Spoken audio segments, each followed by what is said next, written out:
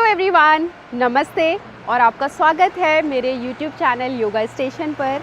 और आज हम साथ में करने वाले हैं सन सैल्यूटेशन, जिसको हम हिंदी में बोलते हैं सूर्य नमस्कार। इसको सब लोग जानते होंगे क्योंकि ये काफ़ी फेमस है। आपसे मैं सबसे पहले इसके 6 फ़ायदे ज़रूर डिस्कस करना चाहूँगी, तो आपसे रिक्वेस्ट है कि आप इसे स्किप ना करें प्लीज़। तो चलिए स्टार्ट करते हैं। सबसे पहला फ़ायदा ये मेरे पर्सनल एक्सपीरियंस से है, ओवरऑल वर्कआउट। आप जिम जा रहे हैं, कुछ और एक्सरसाइज कर रहे हैं, पर अगर आप सूर्य नमस्कार करते हैं तो आपके 12 स्टेप्स में जो बॉडी की टोनिंग होती है, जो मसाजिंग होती है, जो अच्छा आपको स्ट्रेच मिलता है, वो किसी और एक्सरसाइज या आसन में नहीं मिलता है। तो उसके लिए ये बहुत अच्छा है। दूसरा है दोस्तों, कहीं भी अगर आप ट्रैवल कर रहे हैं, आपके पास ज़्यादा टाइम नहीं है, तो आप 6 सेट सूर्य नमस्कार के लिए कर लें। दूसरा फ़ायदा इसका ये बहुत इंपॉर्टेंट है कि कोई इक्विपमेंट की ज़रूरत नहीं है। मैट के साथ भी कर सकते हैं या फिर एक कोई चादर लेकर के भी आप इसको आराम से अपने घर पे प्रैक्टिस कर सकते हैं। होटल रूम में कर सकते हैं, बाहर पार्क में कर सकते हैं, कहीं भी कर सकते हैं।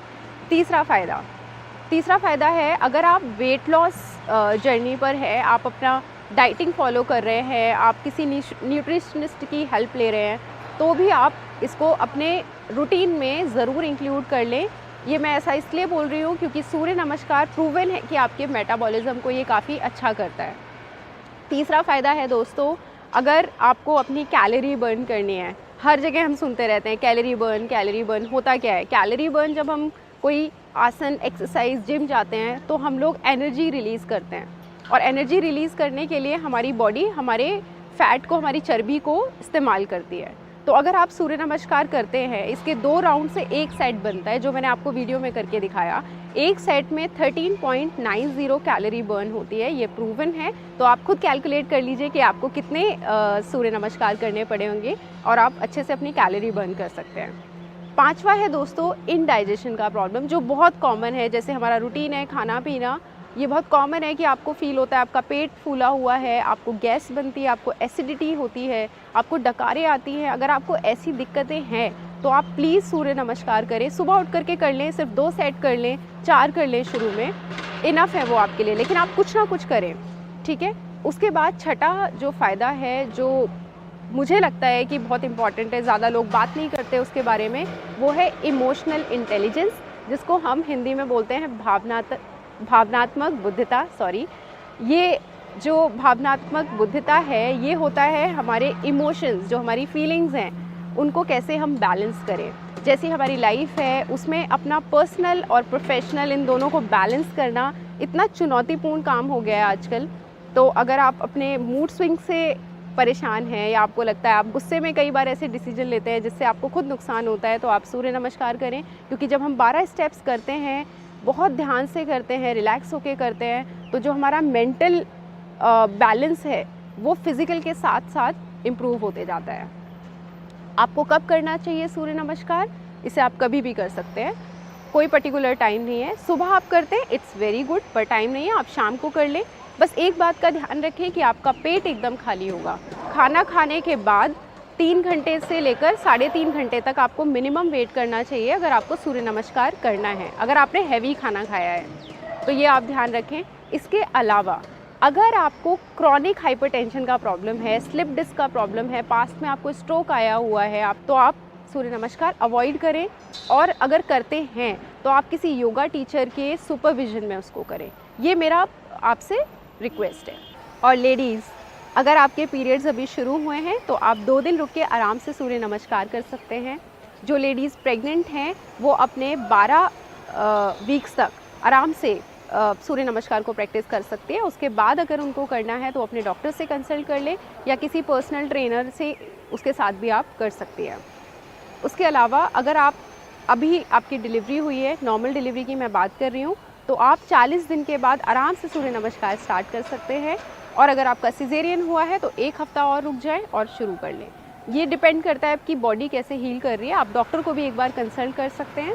इसके अलावा सूर्य नमस्कार किसी भी एज के, किसी भी जेंडर के लोग कर सकते हैं, उसमें कोई घबराने वाली बात नहीं है। तो चलिए मैट पर आ जाइए मेरे साथ और हम लोग अच्छे से सूर्य नमस्कार का अभ्यास करते हैं। शुरू करने के लिए हम लोग सबसे पहले तड़ासना समस्थिति में आएंगे। इसको हम माउंटेन पोज भी बोलते हैं। हमें कुछ नहीं करना है, अपने फीट को अपने हिप्स की चौड़ाई के बराबर खड़ा मतलब खोल लें, या फिर आप इनको दोनों को साथ में भी चिपका सकते हैं ऐसे। लेकिन आपको दो चीज़ों का ध्यान रखना है कि आपका चेस्ट नीचे दबा हुआ नहीं होगा, ये ऊपर खुला होना चाहिए, और जो हमारे हिप्स है वो अंदर की तरफ खिंचे हुए होंगे। इसको हम मूलबंधा भी बोलते हैं, ठीक है। अब हमने अपने हाथों को सीधे स्ट्रेच कर दिया ऐसे आगे, और आराम से हम लोग ऐसे इस पोजीशन में खड़े हुए हैं तड़ासना में। शुरू करने से पहले रिलैक्स करेंगे खुद को, आंखें बंद करेंगे, 3 अच्छी गहरी सांसें, हल्के से आंखें खोल लें। अब हम लोग सबसे पहला स्टेप करेंगे जिसको हम प्रणाम आसन भी बोलते हैं, और इंग्लिश में हम उसे बोलते हैं प्रेयर पोज। तो ये बहुत आसान है। हम लोग अपने हाथ ऐसे उठाएंगे, पूरे मेरे साथ उठाइए अपने हाथ, पूरा स्ट्रेच लंबा हाथों का, दोनों को ऐसे जोड़ें, और जब जोड़ेंगे तो हमारा जो सर है वो हमारी जो दृष्टि है वो दोनों हाथों की तरफ होगी, और मैंने अपनी उंगलियां और अंगूठा सब एक दूसरे से मिलाया हुआ है। मैं ऊपर देखती हूँ और उसके बाद फिर मेरी दृष्टि नीचे आती है जैसे जैसे मेरा हाथ नीचे आ रहा है, और मैंने अपने आर्म्स, मैंने अपनी ये जो हाथ हैं, हाथ का ऊपर वाला हिस्सा उसको भी जोड़ा हुआ है, और जब मैं नीचे आती हूँ तब ये अलग होता है। और फिर मैंने अपने हाथों को ऐसे अपनी छाती के बीच में यानी कि स्टर्नम पे रखा हुआ है इस तरीके से। ये बहुत स्ट्रेट होगा, मेरे ये जो कोनियाँ हैं वो एकदम स्ट्रेट हैं, ये ऐसे नहीं होंगी, ये एकदम स्ट्रेट खुली हुई ऐसे होनी चाहिए। ऐसे खुला रखे रहें, आराम से सांस लें इस पोजीशन में। और अब हम करेंगे दूसरा स्टेप जिसको हम बोलते हैं हस्त उत्थान आसना। इसमें हाथ हम अपना पूरा ऊपर उठा के ले जाएंगे। ये जो हमने आसन किया है इसमें हमने सांस भरी और फिर नीचे छोड़ी है। तो एक बार इनहेल हुआ है, फिर एक्सहेल हुआ है। अब इनहेल के बाद हमें एक्सहेल के बाद हमें इनहेल करना है, ठीक है। यहाँ पे एक्सहेल है। दूसरा स्टेप, उसके लिए हाथ आगे लेके आएँ और फिर उसके बाद हमें धीरे धीरे धीरे धीरे आराम से ऊपर ले जाएं, पूरा ऐसे ऊपर ले जाएं। अब इसके बाद हमें अपनी आर्म्स को अपने शोल्डर से थोड़ा सा पीछे ले जाना है, ऊपर देखना है और फिर कमर से झुकना है।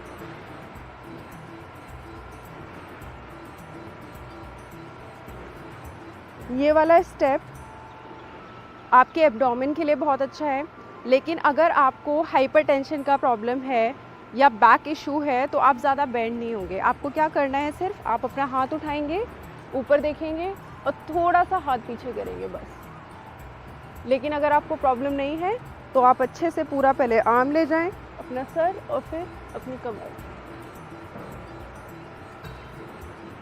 इसको हम बोलते हैं रेज्ड आर्म्स पोज। अब हमने यहाँ पे इनहेल किया हुआ था।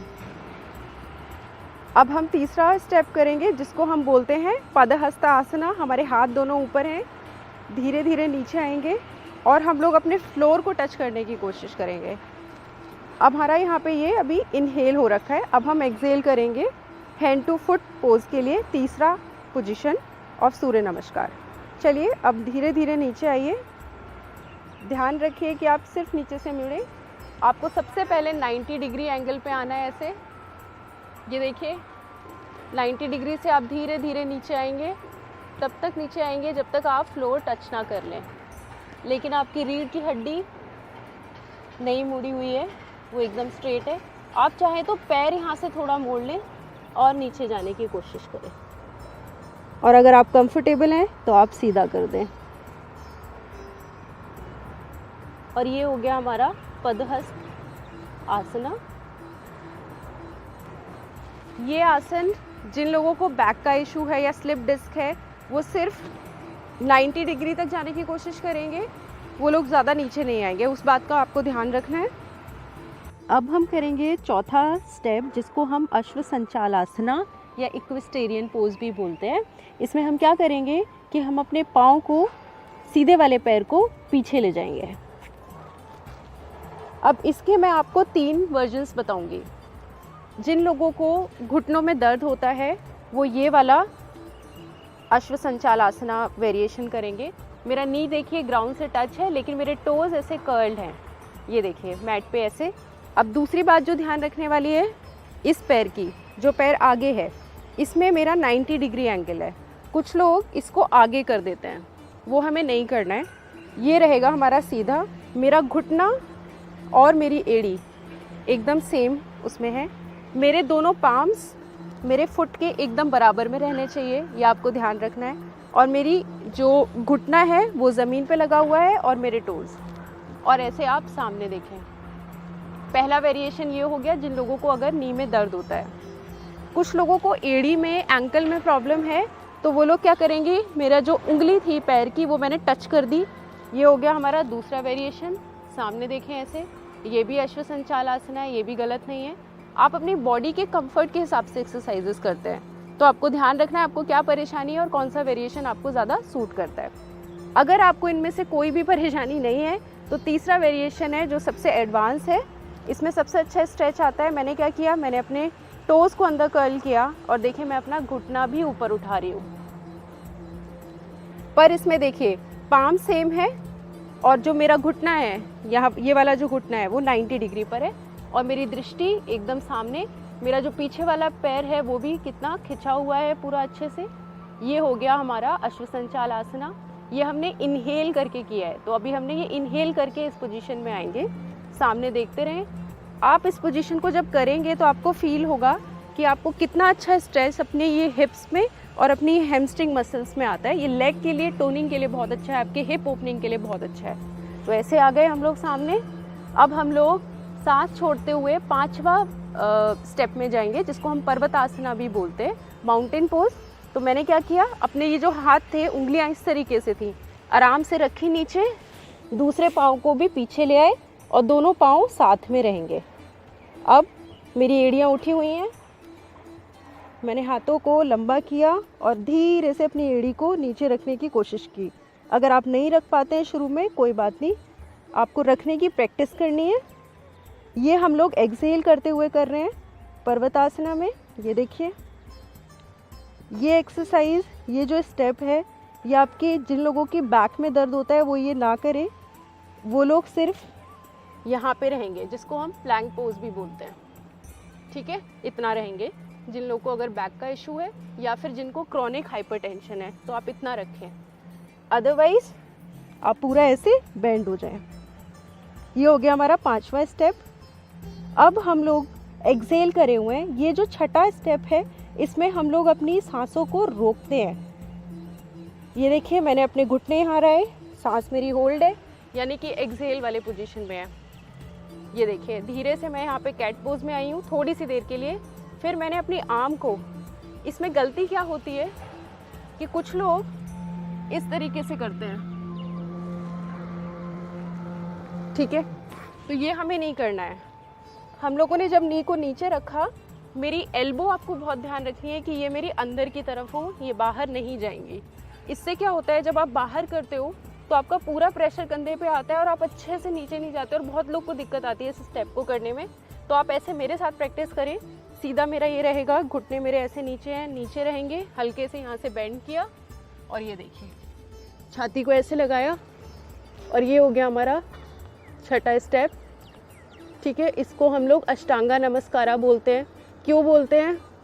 क्योंकि जब आपने देखा मैं अपने माउंटेन से नीचे गई तो मेरे दोनों पाँव ज़मीन पर हैं, मेरे घुटने आए ज़मीन पर, 4 हिस्से हो गए शरीर के, 5, 6, 7वां मेरा चेस्ट और 8वीं मेरी चिन। इसीलिए हम इसे बोलते हैं अष्टांगा नमस्कारा। ठीक है, इसके बाद हम लोग जाएंगे 7वें स्टेप में, जिसको हम भुजंगासना भी बोलते हैं, कोबरा पोज। इसके लिए मैंने अपने पैरों को खोल दिया, छाती के आगे ऐसे मेरे ऑटोमेटिकली रखे हुए हैं हाथ, और धीरे से मैं ऊपर आ गई। इसके भी 2 वेरिएशन है। पहला वेरिएशन उन लोगों के लिए है जिनको बैक का ज़्यादा दर्द होता है, जिनकी आर्म्स में अभी स्ट्रेंथ नहीं है, वो लोग पहला वाला करेंगे। तो मैंने क्या किया, अपनी एल्बो को पूरा खोला नहीं है, बस यहाँ तक ऊपर देखें। ये हो गया मेरा पहला वेरिएशन। और अगर आप थोड़ा एडवांस कर सकते हैं, आपको कोई दिक्कत नहीं है, तो आप पूरा इसको खोल दें और ऊपर देखें। यहाँ पर हम लोगों ने ये सांस भर के किया है, तो यहाँ पे हमारा इनहेल है, ठीक है। ऊपर देखें और अब देखिए हम लोग जाएंगे, सांस छोड़ेंगे और अब हम लोग चले जाएंगे 8वें स्टेप में। अब देखिए रिवर्स हुआ, मैं फिर से अपने पर्वतासन में आ गई हूँ। 8वां आपको पता ही है।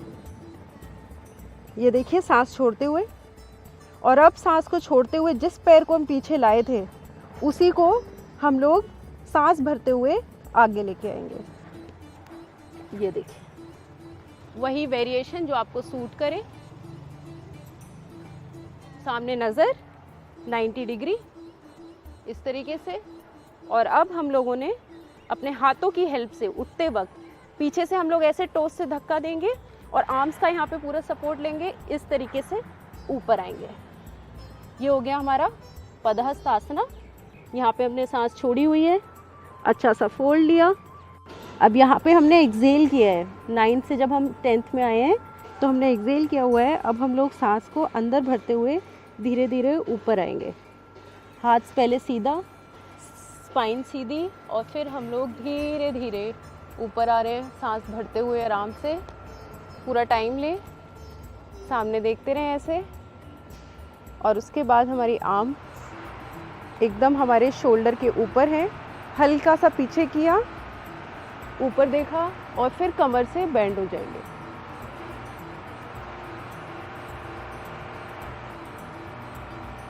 सांस छोड़ते हुए ऊपर आ रहे हैं, हाथों को नीचे लेके गए, सांस छोड़ रहे हैं हम लोग, सामने देख रहे हैं।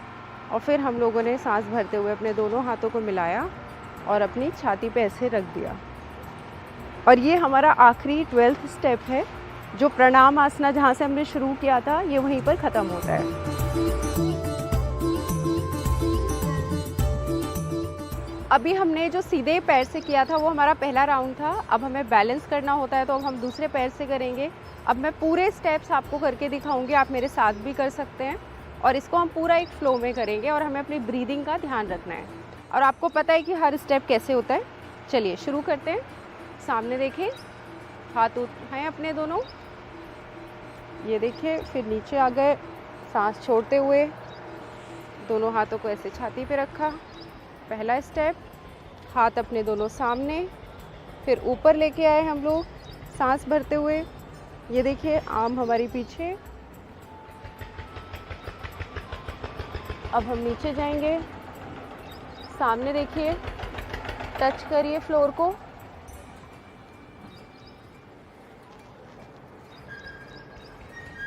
इसके बाद हम लोग अपना उल्टा पैर पीछे लाएंगे, सामने अष्टसंचालासना, सामने देखें। और इसके बाद दूसरा पाँव पीछे, माउंटेन पोज। दोनों नी को फ्लोर पे रखा, नीचे गए और छाती और चिन को टच किया। नीचे अपना पूरा फ्लोर पे बॉडी आ गया। और अब भुजंगासना, सांस भरते हुए। अब नीचे आते हुए दोनों को, हिप्स को ऊपर उठाते हुए माउंटेन पोज में आ गए। जिस पैर को हम पीछे लाए थे उसी को हम आगे लेके आए, सामने एकदम नजर रहेगी हमारी। दूसरा पैर आगे, सांस भरते हुए ऊपर।